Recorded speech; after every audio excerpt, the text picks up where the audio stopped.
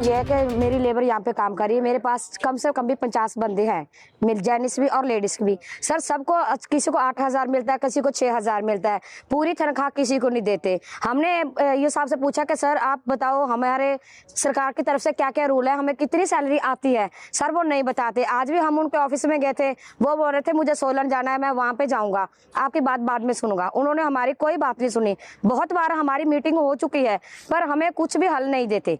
और जब 15-20 साल हो गए सर, बहुत सारे पुराने मेंबर यहाँ से निकाल दिए गए हैं। जब वो अपना पीएफ मांगते हैं तो उनको घर पे बिठाया जाता है कि सर जब बोलते हैं सब कुछ मांगते हैं।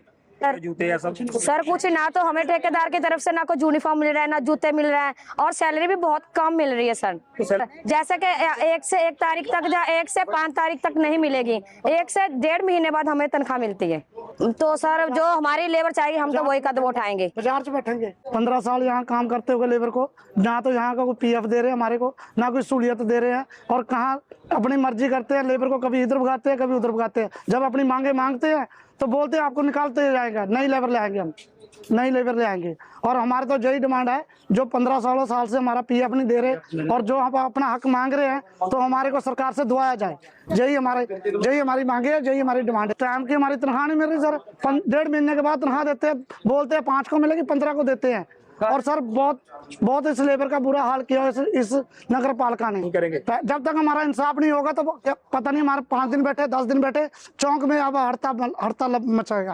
हमारी समस्या ये जी, हमारी जो भी जहाँ की लेबर है इसको कोई भी सरकार की तरफ से सहूलत आती ना तो हमारे को देते, ना हमारे को बताते हैं।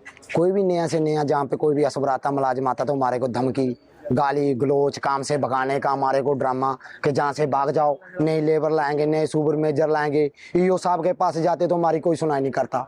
नवे से नवे जो भी बंदे आते हमारे को जो भी धमकी जोप देते हैं। 15 18 साल से सर जो भी हमारा पीएफ ICI दवाई का इन लोगों ने कर रखा गनम, हमारे को ना तो देते हैं ना करते हैं।